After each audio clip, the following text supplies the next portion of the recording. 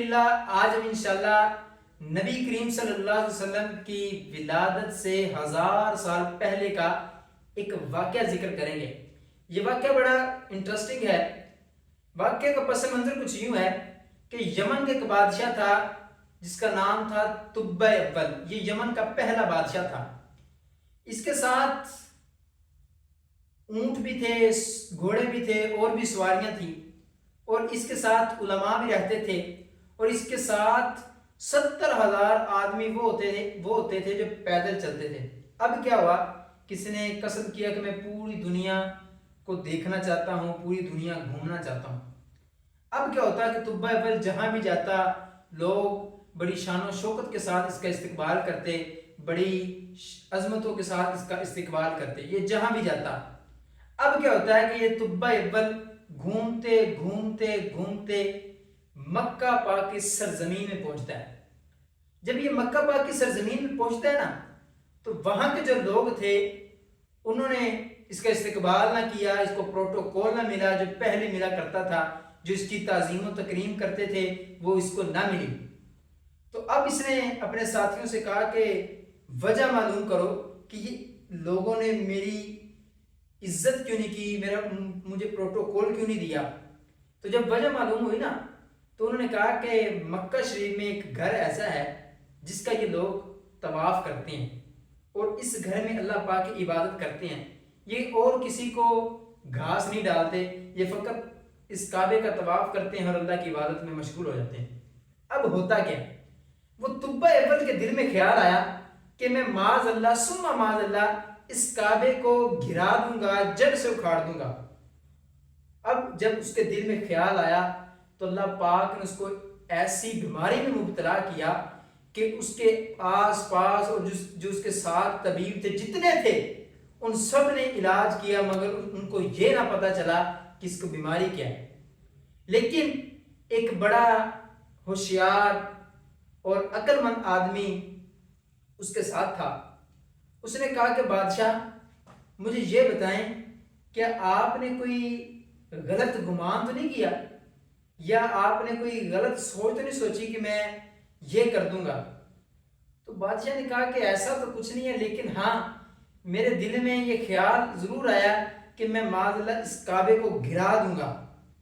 تو وہ جو عقل مند آدمی تھا اس نے کہا کہ بادشاہ سلامت، آپ اپنے دل سے یہ فوراً یہ خیالات نکال دیں۔ کیوں؟ کیونکہ یہ جو گھر ہے یہ رب تبارک و تعالیٰ کا گھر ہے، یہ اس رب کا گھر ہے کہ جس نے ہمیں پیدا کیا ہے۔ اب ہوتا کیا ہے، وہ بادشاہ کہتا ہے ٹھیک ہے۔ اب بادشاہ نے وہ دل سے خیال جیسے ہی نکالا، اللہ پاک نے اس کی بیماری کو دور فرما دیا۔ تو گویا پتہ یہ چلا کہ جو اللہ رب العزت کے گھروں کو معاذ اللہ توڑنے کی کوشش کرتے ہیں، جو معاذ اللہ رب العزت کے گھروں میں یہ چاہتی ہیں کہ لوگ اس میں نوازی نہ آئیں، تو اللہ پاک کے وہ اس قہر سے ڈریں کہ کہیں اللہ پاک اس کو ایک ایسے عذاب میں مبتلا نہ کر دے کہ بعد میں پتہ ہی نہ چل سکے کسی کو کس کو بیماری کیا ہے۔ اب ہوتا کیا، اب تبع اول کہتا ہے، حکم دیتا ہے کہ اب ہم یہاں سے کوچ کریں گے۔ اب تبع اول کوچ کرتے کرتے کرتے ایک ایسی بستی میں پہنچتے ہیں کہ وہاں جو 70 علماء تھے، پائے علماء تھے، انہوں نے کہا کہ یہاں پہ ہم سٹے کرتے ہیں۔ تو وہاں پہ سٹے کیا گیا، 2-3 دن گزرے۔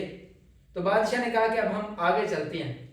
لیکن جو وہ پائے علماء تھے، بڑے بڑے علماء تھے، انہوں نے کہا کہ اب ہم یہیں پہ رہیں گے، ہم آگے نہیں جائیں گے، آپ نے جانا ہے تو چلے جائیں۔ بادشاہ نے وجہ پوچھی کہ کیوں نہیں جانا؟ تو علماء نے کہا کہ یہاں پہ اس نبی کا ظہور ہونے والا ہے جس کے صدقے یہ کائنات بنی ہے۔ یہ آقا کریم صلی اللہ علیہ وسلم کی ولادت سے 1000 سال پہلے علماء یہ بیان کر رہے ہیں کہ ہم نے تریت میں پڑھا ہے کہ اللہ کے آخری نبی اس سرزمین پر ہجرت کر کے آئیں گے۔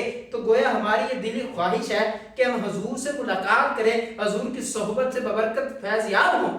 یہ ان علماء کی خواہش ہے۔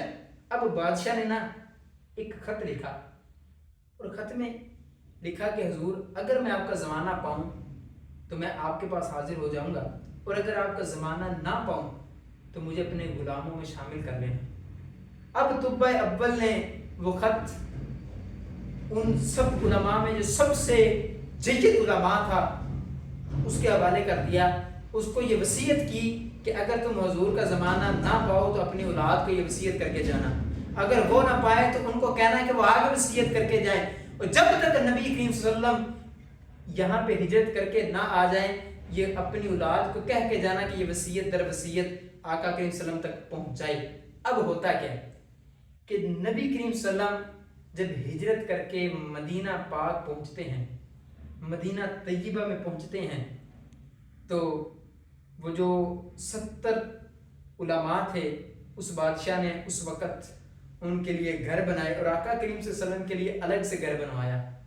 اب ہوتا کیا، جب نبی کریم صلی اللہ علیہ وسلم ہجرت کر کے مدینہ شریف جا رہے ہیں، ادھر خبر پہنچ گئی ہے مدینہ پاک میں کہ نبی کریم صلی اللہ علیہ وسلم کی تشریف آوری ہے، سارے مسلمان سارے صحابہ خوشی سے جھوم رہے ہیں، جلوس نکالے جا رہے ہیں، غلام بچے گلیوں میں اس طرح جلوس نکال رہے ہیں کہ وہ آقا آ گئے جس کا ہم انتظار کر رہے تھے۔